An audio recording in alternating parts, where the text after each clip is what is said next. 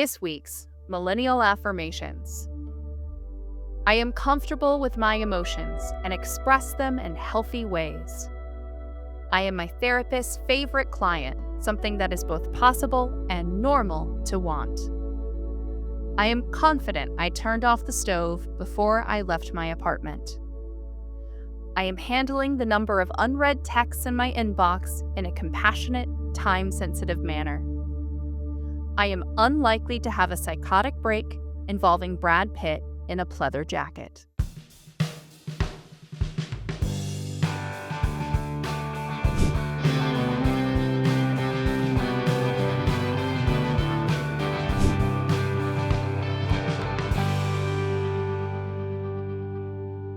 Welcome to Once in a Generation, the podcast where being a millennial isn't just having a 19 in your birth year. It's deconstructing toxic masculinity while still not knowing how to change a tire. We're your hosts. I'm Chase, he, him. Liv, she, her. And Katie, she, her. Each episode, we unpack the mess that is our generation, trying to understand the question, was it really ever supposed to work out for us? Because being part of the most resilient generation means realizing that emotional intelligence was just basic human decency our parents didn't learn. This is Once in a Generation. Let's unpack the damage. This week, we're diving into Fight Club, both a book and movie that became a millennial cultural touchstone. We're joined by Jamie, he, him, who holds a PhD in cultural and media studies, specializing in memes and digital culture, and is an assistant professor at CUNY Queens College, where he teaches and advises undergraduate and master's students. He was also a former professor of mine who taught me how to edit on Avid. I would love to kind of start off with a little bit of a background on where you ended up and how you got there. Where do I begin?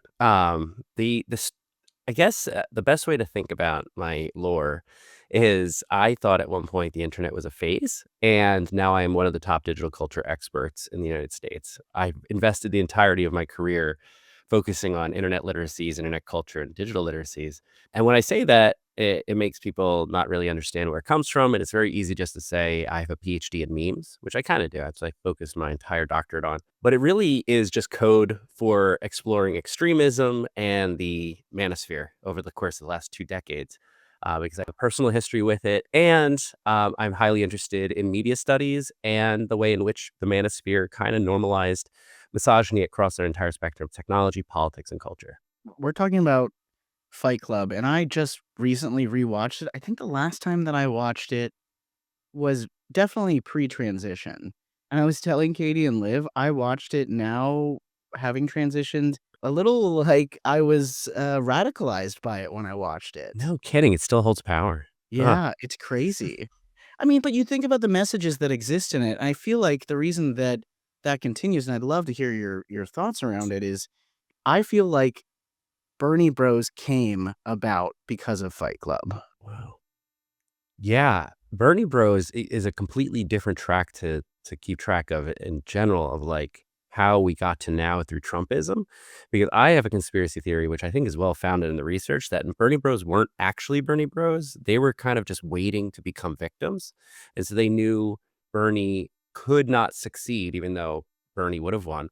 But they knew that Bernie could not succeed. And in that, they were arming their victimhood status, waiting for an avatar. So I have a belief that that's 100% true, that the Fight Club audience is the aged audience from the 1999 bad boys men's movement that were then just being rebirthed into another generation. So I think I could agree with that. So I'm going to double click on something that maybe is taking us out of order for what we originally wanted to talk about. But I'm curious about this theme of waiting to be victimized, potentially. Oh, yeah. Yep. I can see how that applies in the Bernie Bros situation that you just mentioned, but I don't see a lot of people sitting around saying, like, you know what I really need? I need to be politically victimized. So I'm curious, sort of like, where do you see the like earlier origins of that from your research? Yeah, this is so. To make this clear, I don't think they were like waiting to be victimized as much as they just were victims in their own head all the time. And the way they made that seem is this is because Bernie Bros, or the era of the shift into Trumpism, happened post Gamergate.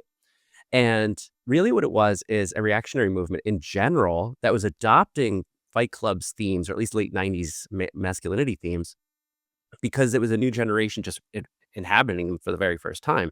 But there's also a reactionary movement to women having more language and an increase of language.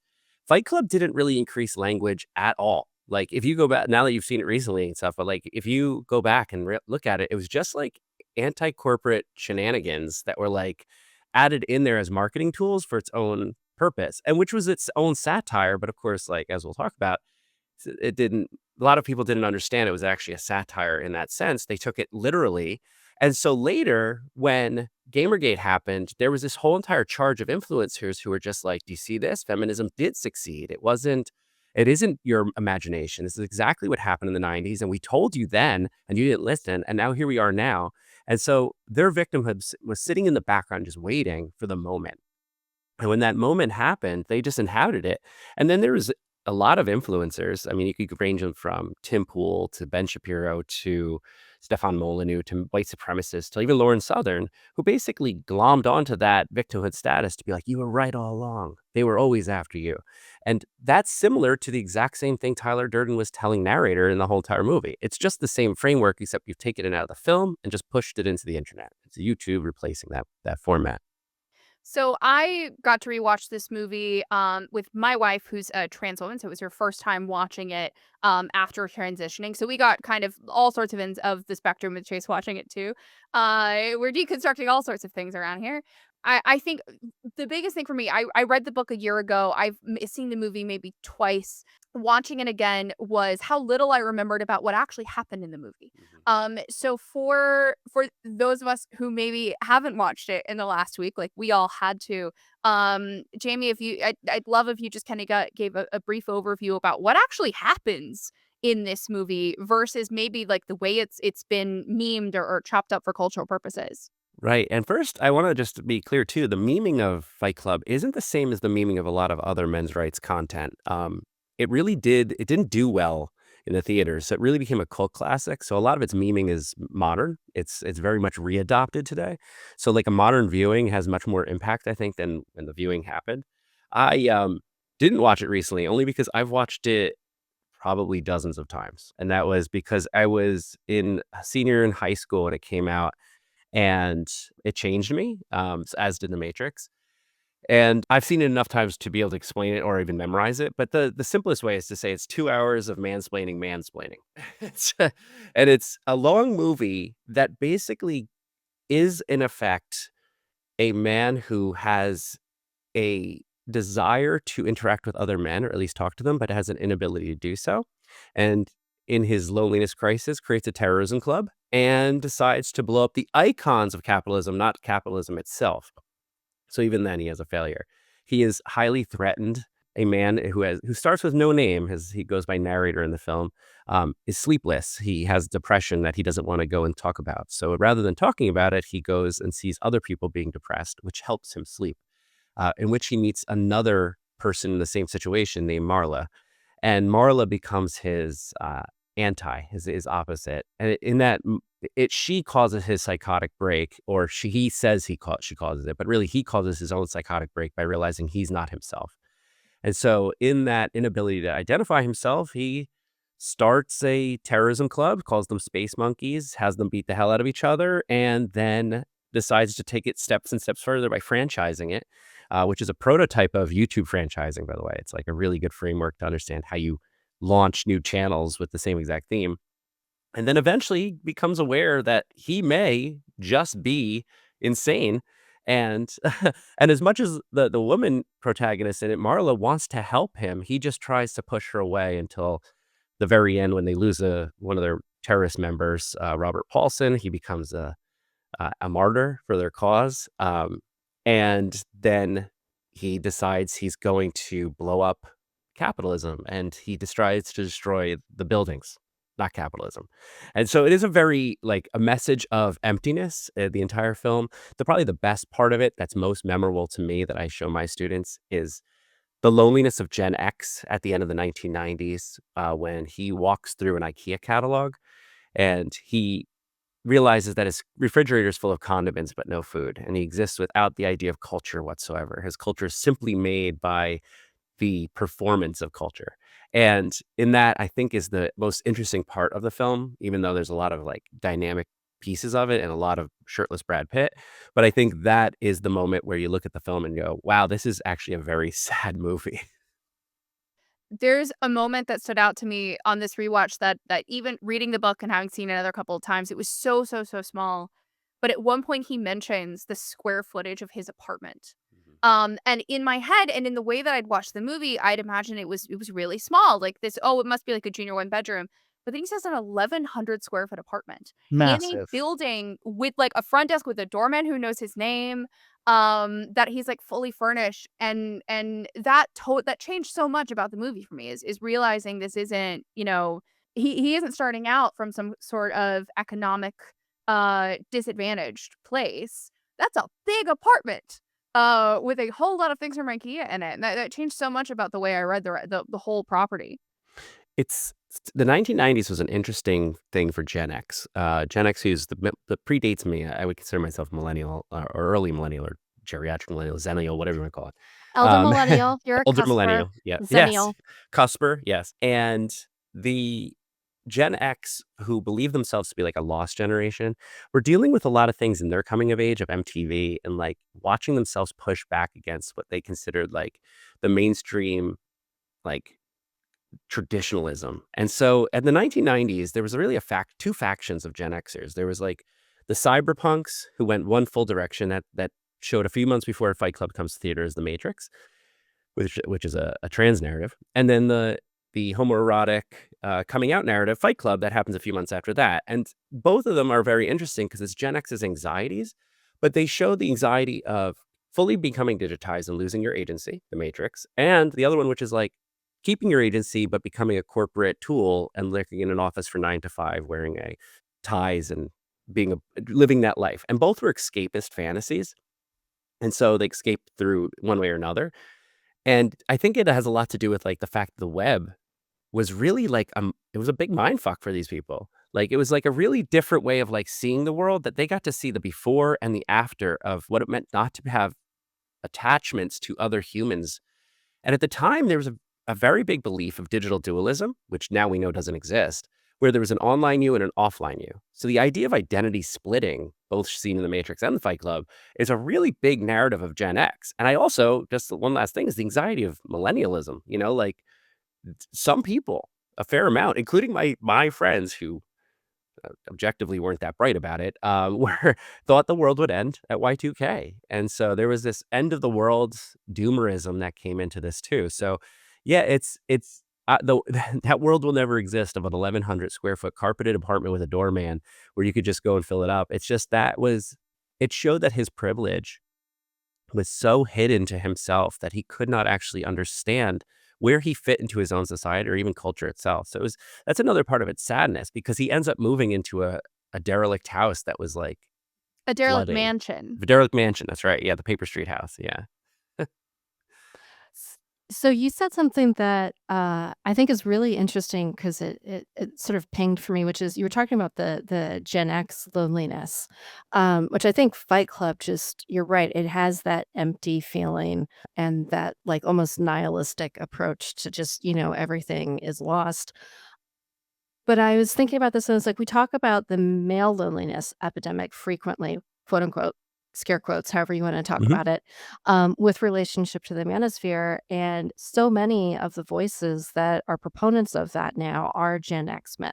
Not all of them, not Andrew Tate, but certainly like Alex Jones, Jordan Peterson, like they are all Gen Xers. And so this there is a thesis potentially to be argued here of like the continuity from a Gen X loneliness epidemic that is not gender identified to something that becomes, almost proselytized as a gender narrative by those Gen X speakers. I don't know where I'm going with this. I'm just excited to talk to a No, professor right I, now. I'm working on a book proposal right now about the manosphere, and I counter the male loneliness crisis throughout the second half of it, because I have a fairly controversial take on it, which is that it is marketing. It is it's designed specifically to rebrand the term incel, Hmm. because the male loneliness crisis, it does exist. And what it actually is men's inability to speak to each other. They don't have the language in order to speak to each other. So when Mhm. there's trauma, or when there's problems with gender fluidity or issues of identity, they don't actually know how to express that. This grows and increases to the understanding of their spouse, their partner, their friends, and the way that women's bodies may not interact with them as they may desire, or the way that they interact with themselves. Men's misunderstanding of women's identity or their own biology is a language that women can share, but men don't have the ability to share with each other. So they see it as them victimized by their lack of language, which they could replace with fists, they could replace with crypto, they could replace with YouTube videos. You could replace that inability. So the loneliness crisis is manufactured.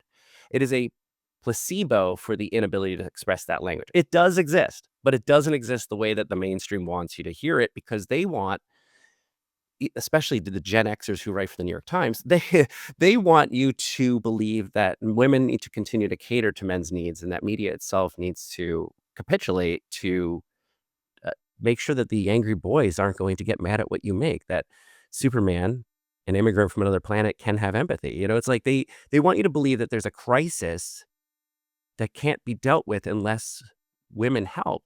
And that's not true. I mean, that's literally not true. So, and then there is a loneliness crisis overall. Since the pandemic, it's been a study. It's something that has to be dealt with. We got really close to a collective consciousness during the pandemic. And I think that's why Biden said, now it's over. So we, not to get controversial and political there, but that really did that made a lot of people realize, like, how are we going to get out of this? How are we going How to connect with one another? Yeah, I was gonna say, how dare we develop class consciousness? Like, let's go Dare we? back to the gender war. One of the other interesting things, I think from a film perspective, is this book got made into a movie very quickly. Hmm. And why do you think it made a jump from the pages? I mean, we know how long it takes for films to develop and rewriting scripts and even just production schedule. I mean, was there like a timeline that they were trying to fit into, you think? I think it just has to do with the 90s marketing. 1999 was such a fantastic year for seeing how culture expresses anxiety. And I think Pollock, in his anxiety of coming out, was also expressing anxiety of men's identities. And I think part of like a publishing deal was like you could sign a contract to increase it to a film or sell your film rights to it. Some films do well, some don't. Some adaptations work, some don't. But I think one thing about Pollock's writing that's so interesting is that this is a personal take. It's not that great. It's more like Philip K. Dick's writing, which is like it lacks any general detail. It lacks any real specific character development. It really is so fortune cookie built that movie directors, in this case David Fincher, can take that and actually create the film from the text. And so its message was more than the movie. And so it's one of the rare occasions where the movie is far better than the book. It really is a process of which I think marketing in the 90s was very much leaning towards men's content. And you could see that not only in like The Matrix and that, but also like the event of Woodstock 99, which was like attracted like hardcore bands to a peaceful festival. So it was like it was that type of market. It was also just before or just in the mid times of like the Abercrombie culture, the exclusive Abercrombie culture that was about to rise up. Rosalind Gill caused the midriff marketing. Young women who wore short spaghetti strap tops exposed their stomachs, and it became normalized as like women's exposure of their bodies became like necessary for fashion. That I think this was all timing of it. And so I think it's really like, I think the answer, Chase, I'm sorry for like going all the way around that, is capitalism. And then you could just replace that word with patriarchy at the same time, because it seemed to be the media of the moment was to turn Pollock's book into a movie that was done by David Fincher, who had made some pretty good gritty films before that, but was really a commercial director. And so that commercial directing really played into like the aesthetic of Fight Club as well. Well, the icebreaker that we plan to ask every guest is where they were on 9/11. I was in my ninth. Katie, how old were we? We Ninth? were in ninth grade. We had just Ninth? started ninth Ooh. grade. I was in my ninth grade English class, and the teacher just like wheeled out a TV and is like, "We're watching this now. Sorry, kids." It was my Where were third you, day of Jamie? school. Yeah, third day of school. Hmm. Yeah, it was I don't know how to make the story short. I was a sophomore in college, I want to say, or was I a junior? I was taking 24, so I must have been a sophomore. I was in Peter Gershon's class at the time. Yeah, and it was actually before that though. But it took 9/11 takes place exactly 10 days after my last date with my ex-girlfriend who was extremely abusive. And I mean that sincerely. It wasn't like I'm not just saying that. Like it was a rad time. And our last date was at the World Trade Center on September 1st, 2001. And that night we broke up. And then several days later, she called me to tell me some horrible things she had done in college. She was off to at a school while I was off to another school, and kind of messed up my head a little bit. And then in my soggy depression on my way to school, way to class on that Tuesday morning, my classmate who I walked to class with every week said, "Oh, a plane hit the tower." And by the time we made it to class, the class was canceled, which was nice. Some professors didn't cancel class or roll in a TV. They're just like, "Oh, whatever." And my teacher was just like, "Well, you gotta go. Like, this is crazy. This is the rest of your life." And so I went to the top of Constitution, which was one of our towers out on campus, and had a cognitive dissonance that literally caused a Fight Club-esque schism in my brain as I looked out of the most blue sky, cloudless sky in the entire world into Manhattan with a huge plume of smoke running left. It's down south, and on TV it was dark out, and there was people standing in the dust on the screen, and it was dark, and my brain could not recreate it. I then became, and we're about to get into some lore here because I guess this helps frame this episode out, but then I became a workaholic to kind of, because men did not know how to speak about this. Neither did anybody really. We weren't really given the trauma advice of what to do with this knowledge. I think it was unprecedented, I guess, in many cases. So we just kind of we're like, good luck, kids. And thankfully, Before that, we would just send anyone with national trauma off to war, and yeah, pretty much. And you know solved what? itself. Yeah. Some of my classmates who were standing next to me were just like, "Well, I'll see you in the infantry," and they enlisted, and I was like, whoa, that's aggressive." And thankfully, I did have a good professor who kind of helped us talk it through. Chase and I may have shared the same professor at one point, and he was really great at explaining the nature of this. But what ended up happening was it did cause me some harm, whereas my workaholism became vulnerability, and I later then met a man who was years older than me, but then groomed me into the manosphere. It took years inside of that, and then I made my way out of that. He did it, just to be clear for this episode, and I guess we're out of order. You have to edit this a bit. It's going to be a little bit of I a got mess. it.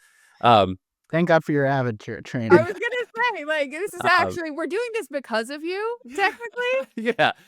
He used. This is your origin story, and this Yeah, is this is my origin lore story. story. He used Fight Club as his grooming tool to drag me into it, along with hyper masculine tropes, super misogynistic ideas, and anti-women behavior, or at least what now would be called anti-feminism, where the idea of men's rights didn't really exist yet, but they did, but not at scale. So I only knew it from a very myopic perspective. And I, at the time, was not using the internet. And I had no idea that this man was using the internet to download or go to forums and learn these tactics, and half grew me through friendship and half grew me through these tactics he found out online, and turned me into somebody who I'm not, and I wasn't, but was temporarily.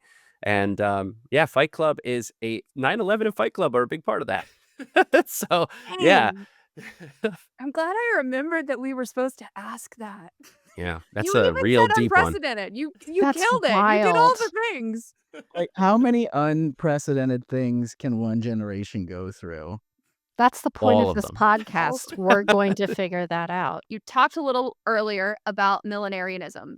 I was in 1999 in a Pentecostal Christian school in a small town in Georgia, which meant when the line, like in a Pentecostal church, which he says while they're in the basement at one point, when that was read, kind of a huge red exclamation mark went off over my head, because that doesn't really get dropped in casual conversation. And it really sort of did. There was, the laying on the ground, the flopping all around. There's, everyone's just communicating sort of in grunts and cheers. There's a leader, but the leader is not always in the middle. Sometimes they're over to the side, kind of just keeping an eye on what's going on the floor. And that theme to me was just kind of the world is ending, is something that has been so constant, I feel like, in in just the millennial generation over the course of time, it's always felt like, at least for in the last, what, 20, 24, 25 years now, like the world is ending every day. The kind of the end is coming soon, but it never quite does. It never quite manages to. I'd love to kind of dig into the continual feeling that the world is ending, that the big bad thing is about to come, how that ties in with why this message may have remained so popular. Yeah, doomerism is control. I mean, that's from an academic perspective. That is a way of controlling people. If you keep them in that state of constant fright or constant end of the world, it is a model of controlling somebody so they rely on something else, not themselves, to look for answers. And if you continue, oh man, now saying that out loud is not great. but that's now once we know that once a generation is like, how many times can you do that? And then you could kind of see that's why we are under this constant feeling of being busy or doom scrolling or always feeling like we have to be part of the hustle culture or like do something else, is because if you're in that constant state of frenetic fear, there's a way that in which you can kind of offset your own agency to somebody else who may be able to do it. And whether that be church or a men's club or an active club or whatever they might be, or even a hooligans thing for sports, there's a way of making sure that you aren't to be blamed for your attitude. And I think permission is a big part of it. And in Tyler Durden's world, he gave all his men permission, and they weren't even truly great terrorists. I mean, not that any terrorism is a good terrorism, but they were like erasing videotapes. It's not exactly like what we would consider horror today, because now we have exposure to abject horror on a daily basis in our screens. And you're like, oh, there is a distinct idea of what we thought horror was pre 9/11, and now we know horror is post 9/11. Well, that particular the theme of the terrorism in this is so close to in terms of the timeline to the Oklahoma City bombing. Mhm. Yep. And that took out one building, but we didn't really have the scale of 9/11 to say how much bigger it could get. Yeah. And the story of white supremacy in the United States, or even incel violence, begins with Timothy McVeigh. It really does begin in the 90s. And it comes from, if you've seen it on Netflix, Turning Point Vietnam War is like such a good series that explains in many ways, and almost like an Adam Curtis-y connect the world to every type of thing, that the anti-war movement was such a threat to the system that the system was like, we'll never let that happen again. And so by the 90s, you have almost 2 decades later, you have what we have now. Look at 2 decades after 9/11, you have this unpacked aggression and anger and sadness that can't be discussed. And then you have the white supremacist movement activate itself as a terror cell, so you really do have like a latency that, and I'm not a predictor at all. I can make speculations towards things, but I think, the things that we deal with on a daily basis are still going to play out because nobody's letting the room for us to do these expressions. And again, that's part of the book I'm working on, is like, we can stop this. This doesn't have to be a certainty. This we can have expression. We can have discussions. We do not have to. What did he say at one point when he's being Jared Leto to a pulp? Oh, I he want said to to destroy something beautiful. I And want to it's destroy just something Jared beautiful. Leto, but I say this is a former 30 Seconds to Listen, Mars fan. Jared I Leto get is to a make fun of beautiful Jared Leto. man. He's a beautiful man. I was gonna say that line held up really well, actually. did. Really So, Yeah. good. yeah.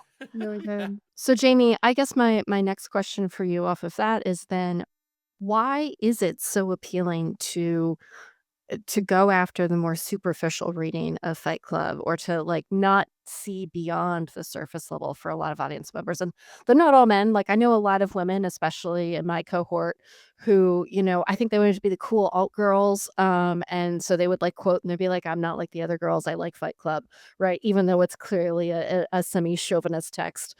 Also, Um, Helen Bonham Carter is an amazing woman. also Mhm. that, Mhm. also that. But I guess that, what is obviously some of it is a lot of the people who attached to it were young, right? They're in middle school and high school. But I guess as an academic, where do you sort of see the deeper hooks in that people attach to? That the answer is actually not the deeper hooks, it's the shallow hooks. I think the movie is fairly shallow, and I think it's very easy to use its themes rather than its messaging as part of like how you get young men to believe in this kind of ideology. I think that is where what goes on set at Andrew Tate fightings, ideas, or MMA or UFC as it becomes culture itself, and the fact that like Dana White is on the board of Facebook and Trump's going to hold a UFC event for the 250th US anniversary, all of that is just part of the shallowness of the culture, not the depth of it. Because the real depth of that film is the nuance. The nuance of that is like the homoeroticism and the fact that he can't deal with his own identity, or the way in which I think like the way in which he deals with Marla is so misunderstood by young men that they just forget Marla's in the movie. Like that's, and then it's like kind of fascinating to me that like when you bring up the movie around any like young man or like guy who's like a fan of the film, is that they're appreciative of the violence in it. Like they want to see the parts of it that matter to them, or like they can do. And Marla is a compassionate character in the film. Like she's actually a really very interesting, compassionate character. There's a scene in there where she asks narrator to do a quick breast exam on her because she's nervous. She's nervous about her life because she has been spending so much time in these places where people are dying over and over and over again, and she doesn't want to die. And she asks this man who she kind of like feels like, oh, he might be my partner at some point. Maybe he's intimate enough with me, which he had been intimate because he keeps having these flashbacks through his second identity of seeing her. And he can't understand like that he is intimate with her. So he kind of just sees her as like an object. So the narrator becomes the misogynist through his identity, but slowly the identity leaks into him. And Marla's compassionism doesn't come back until the very end when his life is threatened by himself, but by when his life is threatened, he realizes, oh, there is my partner who could be there. So the messaging to young men is like, it feels very solipsistic. It feels like I alone exist. I make these decisions. I can choose to beat the hell out of myself and get my boss to pay me some blackmail. It's like there's unanswered questions and plot holes in the movie that only exist as themes. Like I said before, is that it's not really a mimetic movie. It's really hard to peel out and like make top text or bottom text on it. It's like it's really you have to kind of know the film to make references to the film. It's got to be like there. And now because the manosphere is so distinctly prominent, it just is like almost like a sticker. You could use Fight Club as a sticker on things. Like it's like you got your Tyler sticker. So it really isn't something that's too deep, and that makes me kind of sad because I think there is a good discussion. I guess we're having it now about like what the film could do for men if they watch it a different way. But I think it's been tried many, many times. There's been in 2019 there was a lot of 20-year takes on it, and like a lot of people are like that movie sucked. And like some people are like, look at Brad Pitt's coat. And I was like, it's cool and all, but I really wanted to see like somebody be like, here's how this movie made me realize that like agency matters more than like projecting my violence onto other people.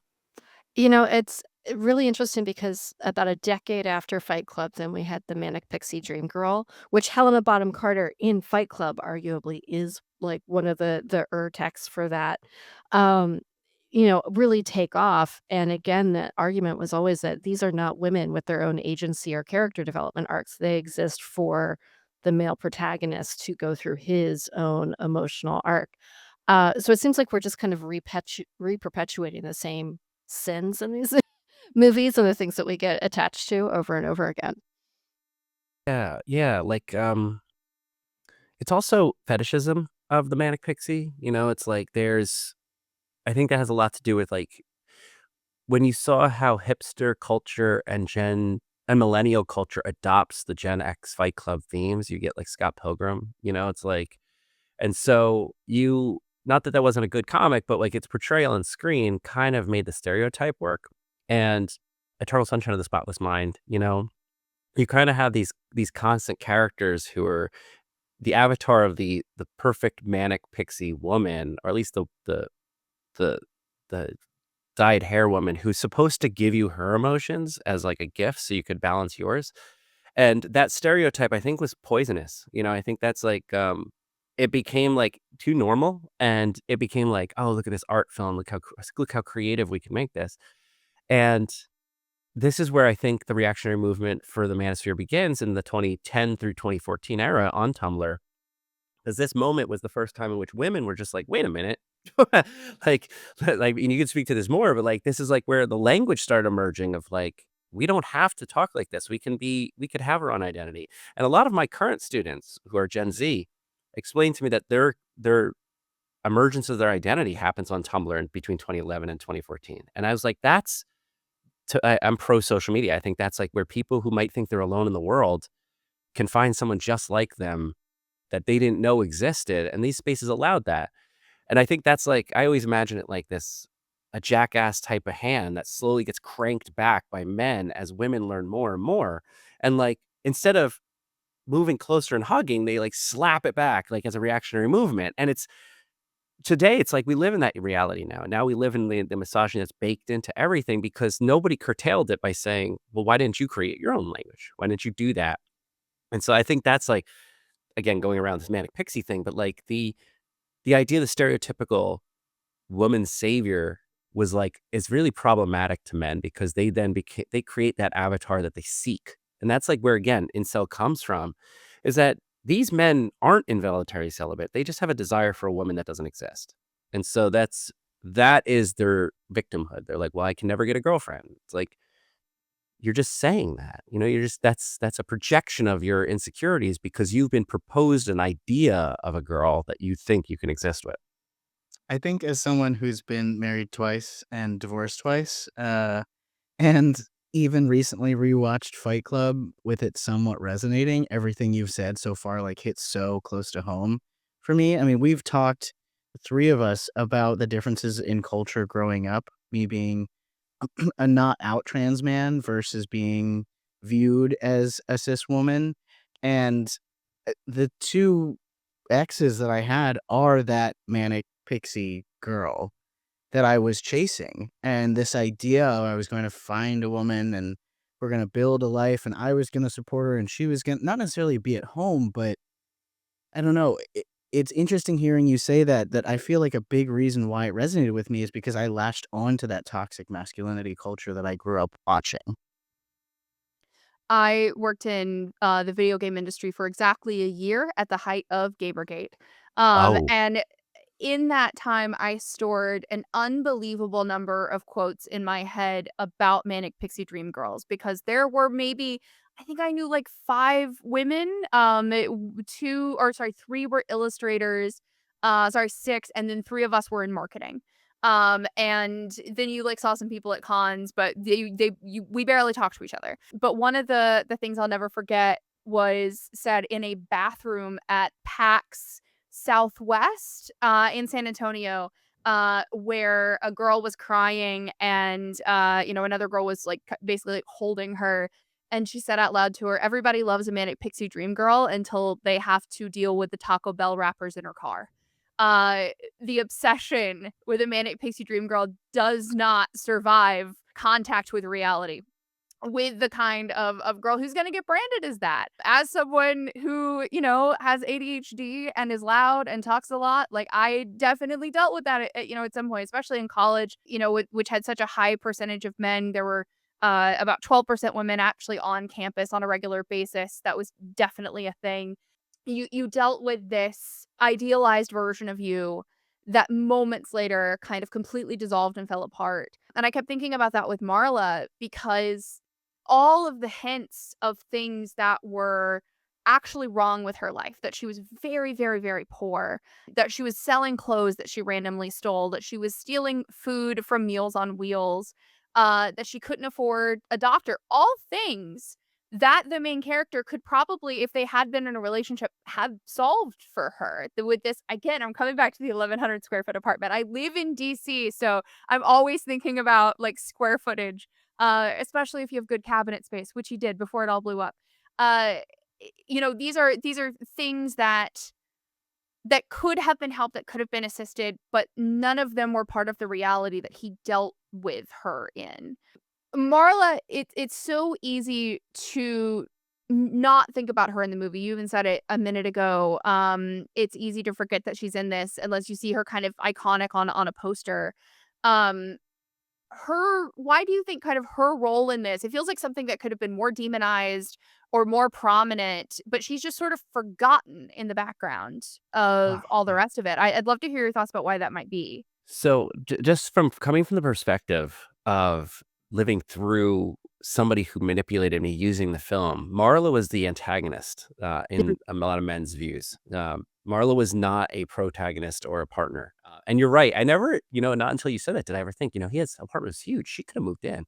And he had so much. Presumably there's a second bedroom in there. Yeah. Or maybe at least a dining room or a den. Well, his den had his exercise cycle on it. Remember, Mhm. he wasn't even using it. Like, and he didn't even exercise. So there's Murphy bed definitely, for Marla. The conspicuous consumption here that's Yes. just like table stakes is wild to me. oh, incredible. And that's Abandoned mansion could have put Marla in there. It might have been better than her apartment. the abandoned mansion was like him crashing out, though. I don't think she Yeah. would have wanted to like live there specifically because it leaked. It smelled like gasoline. Like everything was not great. And he did that because he couldn't. The move to the abandoned mansion was really just the visualization of his brain. That's why it was Jack. Jack was in there. The paper kind of like represents his expression. That's his brain. You actually got to see what I like about the movie a lot is that you got to look in his brain. Like rarely do you get to look in a character's head for a little bit because he's by himself in there. So it's just a space. But the space of the apartment that he had was too aesthetic for him. It was too like it had no emotion. And I think the dirtiness like created that idea of like, all right, well, this is where if I'm alone, I'm going to be alone with my boys. Like this is like where we're going to be together. See, that's why he builds bunk beds in the middle of the night when he splits his identity and he wakes up every morning. He's like, oh, more beds. But again, if he's going to build bunk beds, Marla could have shared the room upstairs and he always went over her apartment to like have sex with her. And it was like a tiny 1-bedroom apartment, like with a mess, and it's fascinating that you say it like that. But when in the interpretation of young men, they see Marla in the first lines that he says about her. She is what does he say? She is a usurper. Like she is a faker, and he doesn't like that other fakers can be there. But I think more important than other fakers is it's a woman faker. And the gendered aspect of the faker, like was misunderstood in the 90s. And if from a reverse perspective, like as a feminist film, it was the first time in which women can be seen as like taking men's roles and faking it, like doing the thing of abusing other people. She wasn't abusing them. She was doing it for her own niche, but she was using it as therapy just as he was. Far healthier than ChatGPT, but not healthy at all. So there were therapists in 1999. So the idea of the antagonist from men's perspective is that he could have had it all. He could have slept well, relished in other people's agony, and never had a problem until Marla walked in. And the way he describes is like, she's like the cut in the top of the mouth that would heal if you just stopped licking it.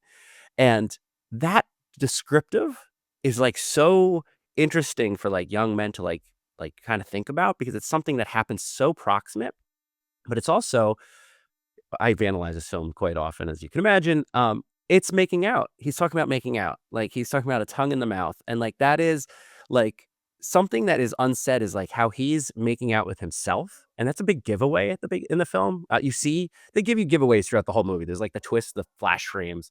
But the parts, the actual descriptions of sexuality are part of how you know what it is. And so I always thought like how interesting it was for men, like the man who like brought me into this space to kind of describe that as bad, as Marla as the bad guy, as the usurper, the person who takes your space.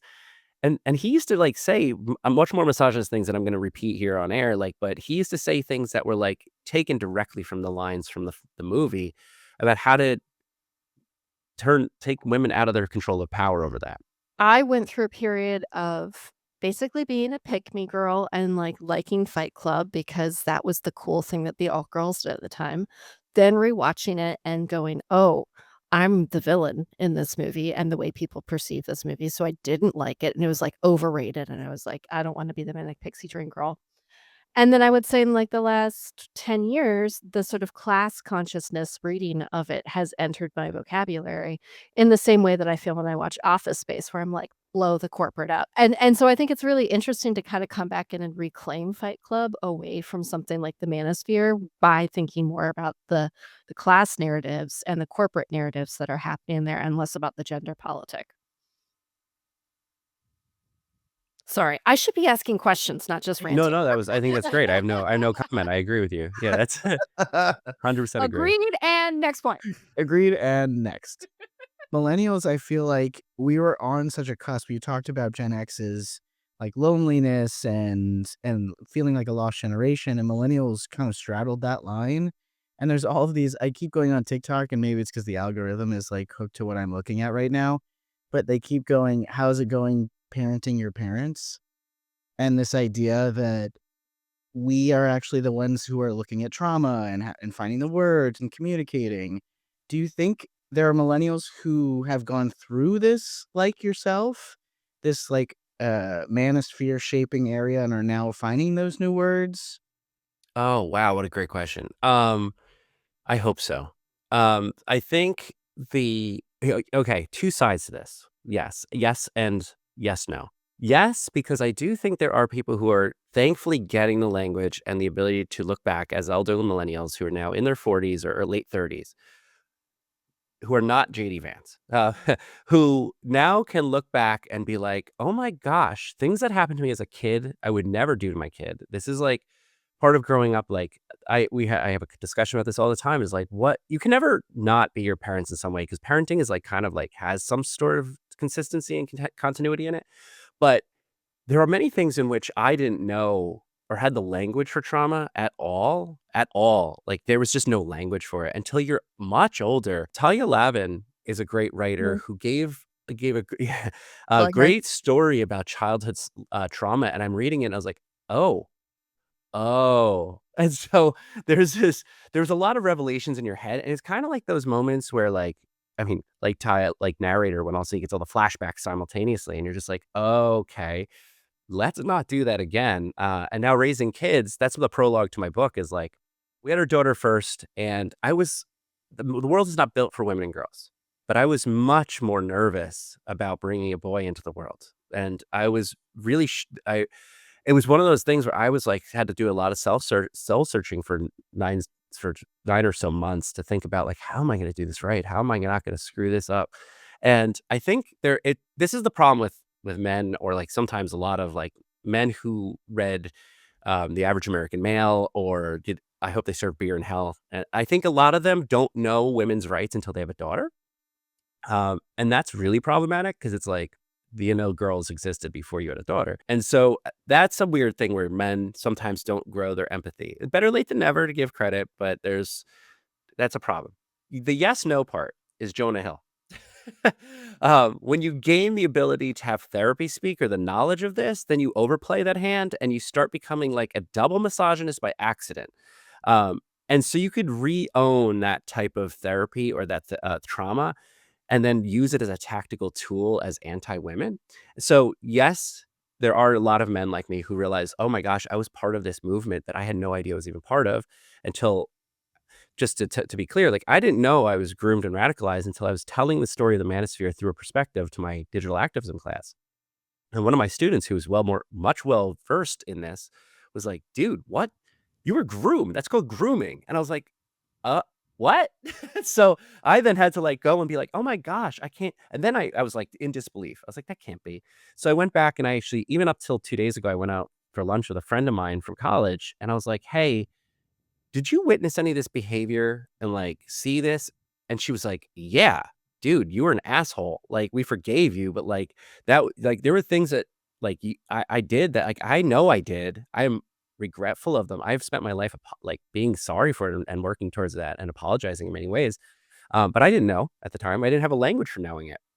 So I think the language does a two-sided thing. Like growing the language helps, but I don't just to sum up this little circle here is like, I don't think the language is as important for men to know these things as much as men to know about how women know these things. Like that's the important part. There's great new science about women's biology and perimenopause and growth and hormones that women are getting language for. And men have the ability to kind of like be like, well, that's not my problem. And I think it's our problem. It's everybody's problem. And it's also like an important part of like how women develop and become mature and good mothers and understand how their place in the world and other people's place in the world. And that's the language that men really, really need to know. Not the language about, I mean, it's good. It's great. It's great we know about therapy speak and things, but then you get like people who mishandle it. I mean, like what did Jonah Hill say? That was like, he was like, "You're testing my boundaries or something." I can't. I Yeah. Whatever Well, it was so cringe. I was like, "Oh no." or you get the Justin Baldonis who are, like, Oh using their, yeah. like, Yep. feminist, Ugh. cloak, right, as a Mm-hmm. way to now victimize more women, because he's the better Yeah. feminist than an actual woman. Um But I think that's an interesting thought of, like, so it's, like, doing the work, but I think it's also the decentering of the self, and we get that conversation a lot in other communities when we're talking about, like, other DEI efforts of, like, it's not just for, like, the white martyrs to do the work, right? To read the Mhm. text, to go do the outreach, like, you have to decenter your narrative in the process, and I feel like that's something that we've not really gotten in the whole, like, misogyny, misinjury kind of conversation and like push-pull that we're in societally right now because it's only self-centering. Yeah, and to be clear, I'm not perfect, and I won't be ever. And it's really hard to break a lot of these thoughts in my head, and it takes a lot of time. And I think it's like a process that a lot of men don't think are the responsibility, and it's my responsibility, but not for me. Like it's like it's not for me. Like I don't know. It's just it's really hard. It is really hard. I'm not gonna lie. It's not like it's like you could just do this. And I think men who are like I did it are lying. You know, like that's just it's a lie. It's I think that's anybody. We're all in the process of identifying it. That's something I wanted to bring up too, which is like I think something untold about the film that was like a really, really big part of understanding my identity and especially my role in this was the homoeroticism in the movie. Mm. And that Actually, was I have a please. line that I've been thinking about this whole time, especially if you talked about parenting and centering that, that I wrote down and actually had to pause the movie and talk to my wife about because I was like, "I don't understand what he means here." Where Brad Pitt says and to me, it's just Brad Pitt in my head, like, that's just Brad Pitt, that's who he is. Tyler Durden. "We're a generation of men raised by women." And then there's a long pause. He says, "I wonder if another woman is the answer we need." Oh, And I feel like a modern man might throw in, rather than "I wonder if another woman is the answer we need," some therapy speak there, might try to deconstruct it in whatever way. But saying that just straight out, and then they move into the, living together like the honeymooners kind of a vibe. It's the most, like, gender direct comparison that I feel like really practically happened through the whole movie. It was such an interesting line. This is the scene where he's in the tub, right? Mhm. Yeah. Yeah, and this is part of the screed about the end of the world and the stretching the leather on the streets, right? Yep. It's a doom that's a very doom perspective of a male-centric future, a male supremacist future. Like, that's what that is, and so that is really where to me, I think that's what the manosphere branches from that, but it's also fascinating it happens while he's in the tub. You know, like, that to me is, like, so interesting considering, like, first off, the line doesn't even make that much sense. You know, it's like now when you say it out loud, it's like I'm not sure how that's really even reliant because I think it leads to like the fictional output of like what a trad wife is today too, which is like, can the trad wife be the woman we don't need? Like she exists, but solely as property and or like a tool toward my my selfishness, you know? So it's like that's hard to even parse in that sense. But I think again, that line is satirical. That line is like to show an insane asshole. Like that the point he's like trying to make there is like that same line is attached to him talking about that the world has already ended. You know, so he's already explaining the world is over, and therefore, what is a woman would think something we already need. It's like that's a men's rights movement kind of screed right there, and that again is like reactionary towards the anti-feminist movement of the 1990s and everything in there too. And the fact that like toxic masculinity itself as a term was originally, I think that was like incel was invented by women, and toxic masculinity was invented by men, both to combat those terms, and then they were adopted or reversed linguistically through time. And so toxic masculinity weaponized against men, where men were originally combating it, like they didn't like that. But again, let's put it in contextual time, which is like is possibly, and this is I can't really prove it, was possibly performative, you know, towards that soft men chasing Amy approach of like, how could I be like more acceptable to women around me? The man who like used Fight Club also used a lot of like music and everything, a lot of like things that were mine. And I shared with Chase the video "Low" by Foo Fighters, which came out in 2002. and he loved this music video. And if you haven't seen the music video Low, this isn't just, it's 3 years after Fight Club, but it's in the same thematic era of men and men doing men things. And it's Dave Grohl and Jack Black, and they go to a hotel late in the afternoon to have a party, to party, basically do drugs and party. And they bring a camcorder, which was like so fascinating at this point because it's just at the beginning of like reality TV where the camcorder was becoming popularized as professional tool rather than as like handheld voyeuristic device. And when the party gets really raging, when they get really hammered and really drunk, they open a box. Dave Grohl opens a box of women's clothing, and Jack Black has an instant regard of like, and then shows him his box of women's clothing. And they're like, then they both do drag and basically perform for each other in a very homoerotic way. In what I think was supposed to be taken as humor. You know, it was like supposed to be like a joke about homoeroticism, but rather than being read as it was, which is like men want to experiment. And there's an entire subculture in the South too of men being straight. They're gay, but they're straight, and they perform sexual acts on each other as straight men. Straight again in scare quotes, to retain their straightness, even though they are gay, but they are unable to come out of the closet. And so there's this act that happens in this subculture that Fight Club becomes part of this subculture as well. That's really about men wanting to touch each other. Like they want skin to skin reaction. They want that. And the scene now, like now that you just brought that up, is like now it hits me in the feels. It's sad. He's alone in the tub by himself with nobody touching him. You know, it's like, and he doesn't have that skin to skin thing. And it needs in the video Low, it was like fascinating because I don't think it was an invite or one of those tests that a lot of racists do where they kind of like drop in the hints and try to see where you could go with your with your abilities to bend your moral ambiguity. But it does feel like in many ways it was like a desire for hugging. You know, it was like, how can we touch skin and feel each other's sweat without being gay, you know? And that type of thing was like, well, we have to disguise it in punching.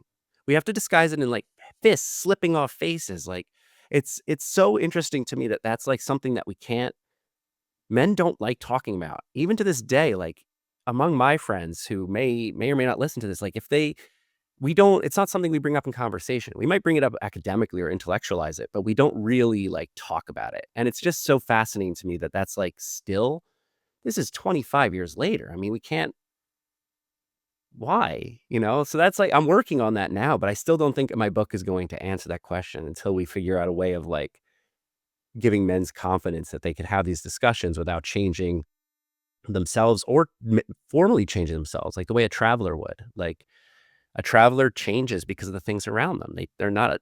I feel like a lot of the manosphere in that time was tourism. You know, like they were just looking. You know, An immediate thought that just came to my mind when you said that is I have a unique, or at least I think many trans men have a unique perspective of growing up with that comfort and that closeness with that tight group of people, and then also getting into this space. I tell Katie and Liv all the time, whenever I'm around just a men's group or like a group of men, it's the weirdest experience. Like they get different voices, they get different like posturing and all of these things. It's I've never I was always butch presenting, so I think to a certain state, I always got that broy, not around women. We're not going to do this around women, but we'll do it around each other. But I guess my question is, I don't even know. Maybe trans men are the solution. Maybe trans men can show them the way that you can be a man with feelings. Because when I talk to my guy friends now, we're on the phone for 2, 3 hours talking about feelings. I get text messages from all my guy friends saying they miss me. And I would have never had that before. that's very sweet. Yeah, That's I very mean, sweet. I think you're right though. No, that's the best part about exercising or like functioning like as a self-searching about gender fluidity is I think one of the big misunderstandings that men have is they have a lot of gender fluidity. You know, it's like, and so a trans man has and I don't have any idea, so I'm not speaking from a knowledge point here, but it is like an observance of how men act because it's true. You're right. You're 100% right. I think men are mirrors to other men. We often adopt the mannerisms of other men as we're around them. It's performative. There's a lot of performance that happens, and so it's really it becomes normalized and just is. Where I think if we took a step back and became aware of it, the way that I mean, I always say this out loud, and I think women like when I say it, but men don't. It's like women are just way more attuned into it. Like facial expressions, micro expressions, mannerisms, microaggressions, all these things are just more tuned in. Where men blunt it, very blunt. Like almost like a fist, like a blunt tool. And it's fascinating that like we can't talk again. It comes down to language. It comes down to if we can't breach language, I don't know if we could breach the physicality of it. I've only been in one fight in my entire life, and I've only been in that fight because I told my roommate I've never been in a fight, and he's like, "Well, we got to fight," and he beat the shit out of me. And I I really wish that didn't happen. I don't think it benefit my future by anyways, but it was funny that that's why I was in a fight. Like, so it's like I've just tried my life to not get in that situation. But it is fascinating that men don't want to talk it out. Like they're just like we. It was funny because he became my roommate for like 7 years. He was like one of my best friends of all time. I'm still very like close to him, but it's like funny that like it's fascinating. So yeah, I appreciate that perspective, and I think the Wachowski sisters in Matrix 4 attempted at an answer toward that, and I really love that movie. I was like, I really that's love that movie too. yeah, and I was like, that's as close as we could get to understanding that well. But I was like, I just don't. I think like when we see like Ironheart or we see like Matrix 4, mainstream media doesn't do the marketing on these things because they know there are solutions and answers there. And like that's oftentimes they just try not to promote those types of things because right now in 2025 at this moment, and unfortunately I have to make a small prediction here, speculation, is that the next few years, if not decade, are still going to be profitable for the manosphere. And so we have to work heavily against that. Like we have to do that. Like it's constant work to do that. And so talking about Fight Club is good because you could reread it. It's a piece of archaeology at this point. It's 1999 emotions. Pieces of it exist in the present, but at least its theme. Let me ask you, what do you guys think it can be remade today as is? Like, would it be a movie today, or is this a movie that cannot be made? Like, if somebody made this today, would it be like, oh, look at this, or this is a no go? I think it could be made on like a Christian channel by like Mel Gibson. Like, I was gonna say if we got Jim Caviezel or however you pronounce his last name, Caviezel, thank you. Yeah. Like that's the sort of if they were to play it, and I mean this intentionally, straight. But I think there would be a really interesting reboot if they decided actually to like queer it up and like read more deeply into the subtext. you want them to do producers it, like the producers. You want to make it like I mean, we over the could go top camp, gay. but also I'm just like, I don't know. I think it'd be really interesting to get some people who are actually engaging with male and like masculine identifying like attributes in there doing that work. Mm-hmm. Or Muppets, and we just keep Edward Norton, and everybody else is a Muppet. I love Death to Smoochie. That's one of my favorites. It's so crazy. I was watching. I don't know if you're familiar with Dropout. It's a online platform. Yes. Yes. Yep. I I love love Dropout. Yep. And Mhm. I was watching one of their shows, Smarty Pants, that said the only thing's going to save us from the manosphere is mouse-related movies that existed from 1996 to 1999, or like, Mhm. you think there's a certain Are genre they of talking film? about Mouse Hunt? They're Like that's the talking. only movie I can think No, of. no, Five Goes West, Rescuers Mhm. Down Yeah, Yeah. Under, so like many. there's Animated mouse movies. yeah, Got it. animated mouse Mhm. movies. Do you think, Jamie, there's a particular genre that we could reboot since everything's being rebooted that could save us from the manosphere? Oh, wow. Another question. Yeah, I mean, emotional content could work. I mean, so my answer to all of this is like, um, you have to, it's not to get weird and like the constant woo woo of this, but like the sense of wonder is the only thing that will work. It's it. You have to be, we have the same brain we had as babies in our head. We are still the baby. Our identity was developed over the course of many, many, many, many, many, many years. And who we are could be born, we are born with it and we develop it over time. And sometimes we have to inhabit the body in some way or another, but our mind is this, we still have that attachment to play. We still have the attachment to joy that is pre this. And I think that's a lot of like why those mouse movies worked really well, is because they connect us to our emotional content inside of ourselves that were really when we were emotional beings, like when we were like proto people, like we were just balls of emotion. And now the problem with that is today our balls of emotions are these yellow genderless sacks known as minions. And like they don't have a race, they don't have a gender, and they're just emotional balls. And They're like French. the French, yeah, I mean, they got something.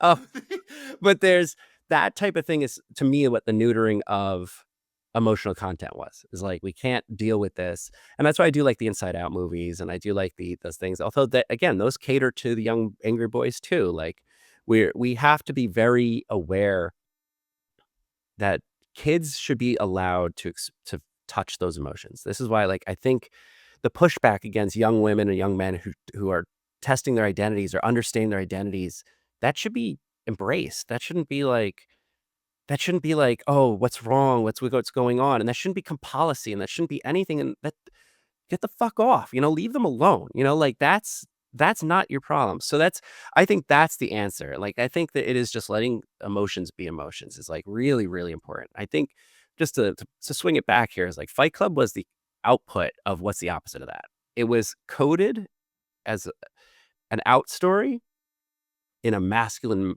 box, and by putting the box on it is like, don't look, stay in the box, don't think about what's on the outside, like just stay in here. And then like it even fascinated me later, this is a little extra on here, but like there is Fight Club 2, a graphic novel, Mhm. and I don't think it's that great.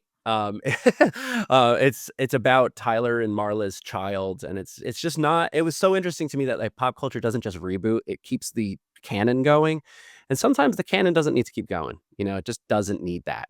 I learned about this just now, and that is what? Yeah, Oh that's a whole. God. It's not even a good thing or a whole thing. It's just a thing. It's just. Okay. I might or might not go look it up. We'll find it's, out. It it's happened.